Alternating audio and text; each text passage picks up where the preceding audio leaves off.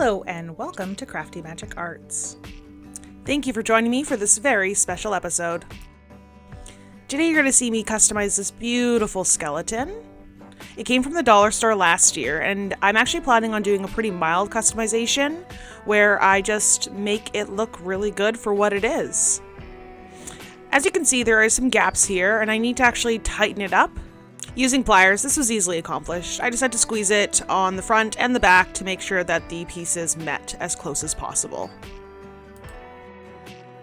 Now I'm just cleaning up the edges with an X-Acto knife. This is probably the biggest customization that actually happens. Aside from that, it's just adding epoxy sculpt to clean up any lines. So epoxy sculpt is a two-part epoxy that actually cures. It doesn't dry per se. So you actually do have to use it within a certain window of time, so that's why I'm only making a tiny little bit. If I do need more, I can mix up some more. I tighten up the screws to make sure it wouldn't fall apart, and then I'm moving on to the epoxy sculpt and adding it into the screw holes. I also do add this along the edge of the spinal column and the chest to make sure it's filled in, as well as any gaps that I can find inside the piece, because I don't want it to be noticeable. Now this beautiful piece is ready for painting. I'm going to start with gesso, if I can ever open it.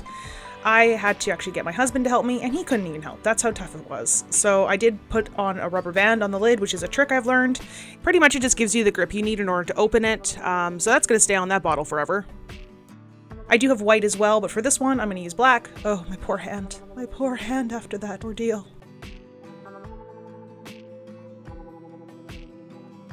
So here I'm starting with my first coat of the acrylic gesso. I do have to do a few coats as well as a few passes on it because I need a place to actually hold it in order to paint it successfully. I also go inside the rib cage, which is a little tedious. You do not see me do that because that is weird for camera angles. Continuing on my merry way, getting this guy fully covered in black acrylic gesso. I want to start with black so I can build up the light color on top. Here I'm taking my heat gun to actually dry any additional paint. I just like to do that sometimes if I want to move things along. You could also use a hairdryer if that works for you. Now moving on to my paint, I do like to use crafter's acrylic or anything along this way. I do like the way it dries. I get a lot of them from the dollar store. They have like a matte finish that I feel works really well for what I do. Crafting paint doesn't tend to last as long or as well as like professional grade acrylic paint, but I do recommend using it for these kind of projects because of the way it builds and the texture it creates. So here's my first pass. This is a darker gray. As I said, I want to build it up. I want it to be slow. I'm dry brushing it on, and that's actually why I have this little box. I've had this box for probably 7 to 8 years. I just use it as my dry brushing box, and then I don't have to waste other paper. Generally, that works really well. You can see here the box is getting grayer and lighter grays, and I'm adding more like lighter colors as I go. And I even add a little yellow to give it that more bony color. And I continue on with the dry brush. And you can see that even though this piece isn't overly textured, dry brushing still brings out its own natural texture just because I'm not actually applying thick paint. And for those who've never dry brushed, it's pretty much just loading your paintbrush with a little bit of paint and then brushing off a majority of it onto something else, so you get very minimal amount of paint while you lightly cover the piece. If you're building up the color like I am here, it is a slow process, but worth it. Continuing on even lighter, you can see there. And going over it one more time. Well, probably 3 or 4 more times. I did a lot of passes on this guy. And here the bone color is all done, and I'm really liking the way it's looking, but there's more to be done. So I'm bringing the box back, but the paint on the box was still a little damp, and I didn't want to run the risk of it going onto the unicorn, so I did use paper towel in this instance. And I'm moving on to the rainbow colors.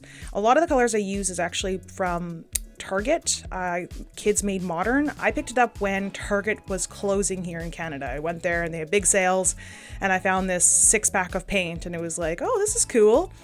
It actually is pretty good. It's quite thick, so I have to like really be careful with it because it can go on chunky. So I do take my time. I do a lot of like delicate strokes and overpasses and make sure it looks good. And as you can see here, I'm really trying to get the right rainbow, going from like red to orange to yellow to green to blue to purple. Mariah Elizabeth would be very proud. I actually looked her up to make sure I got the right order because I know that is apparently essential when making rainbows. I'm not about to offend anyone. Here, the last color, purple, it did not come with my 6-pack, so I had to use a different brand. I believe it's Folk Art, but it worked just as well. And here's the rainbow all done. I'm absolutely loving it. Absolutely loving it. Now moving right along, I do have some touch-ups I need to make. I need to make the eye sockets and nostril holes black and the teeth white so they would look accurate. Right now they're just painted the same color as the pink that's on the head. Subtle, but effective. And you can see I show that I use my Rust-Oleum Chalked Matte Clear Varnish on my piece. I do this off camera because I have attempted to take videos in the past, and let me just assure you, it is a lot of shaky cam, and I can't even watch it because it makes me nauseous. I don't do well with shaky cams. So yeah, moving on from that to the next piece, which is the base. So here's a piece of foam that I've saved. I save a lot of foam and I have a bag of it off to the side. I have a lot of things I just saved to make sure I can use it later in projects. Here's some fancy camera work. Watch that. Oh, I'm so successful. Actually, be perfectly honest, I forgot to film it, so I found another piece that matched and made it look like I did fancy camera work, and I made it look very convincing, right? Right? Filling in the gaps with my hot glue, making sure it's not on the highest setting or it will melt the foam. And then using my little silicone nubbin to make it smooth. Adding these last bit of rocks that I had remaining. I do have another bit left from another bag that's gold, but I'm finally almost done. I've had these for about 5 years. Oh my gosh, I can't believe I forgot to remove that string.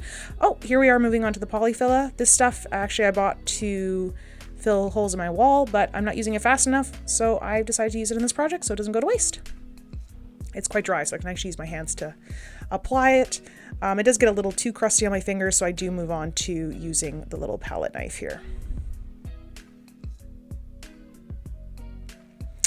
Now, in order for my little unicorn to stand, I will need to add wires to its feet. So I'm drilling a hole into the bottom.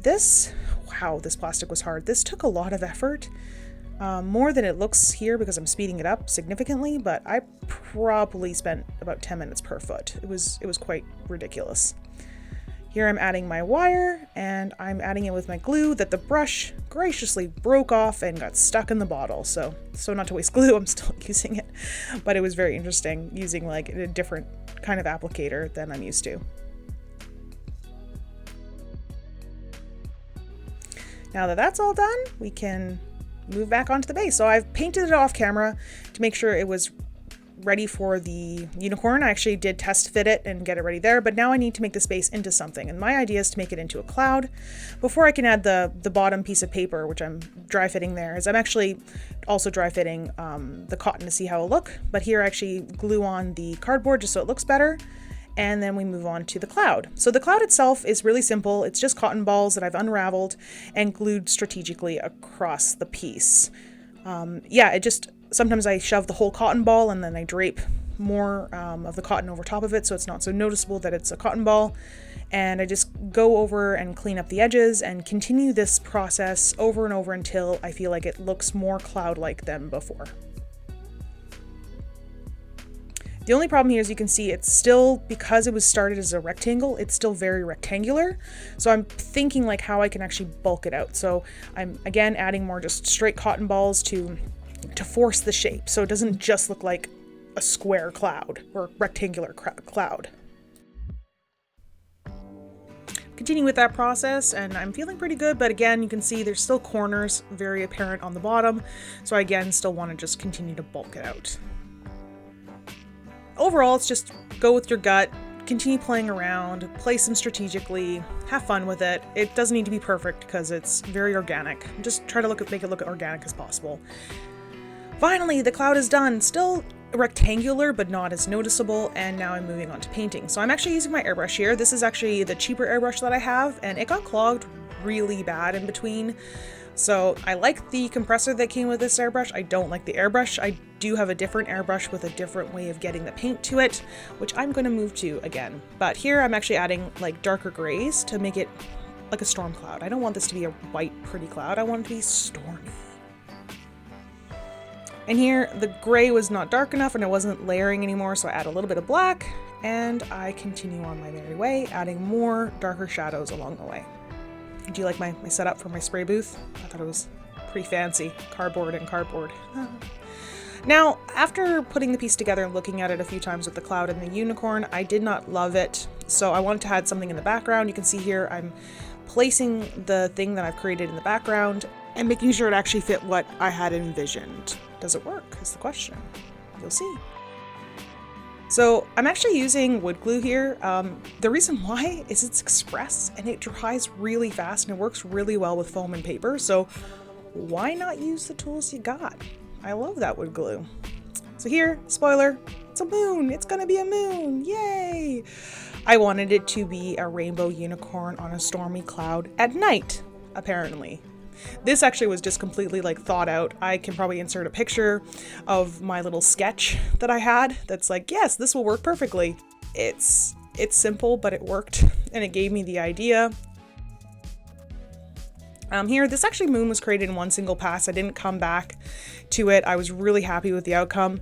I just kept adding color. I wanted it to be kind of glumpy. I'm making it the original application like very circular, so I get the ball shape. Like no straight lines were added to this piece. It was all very circular.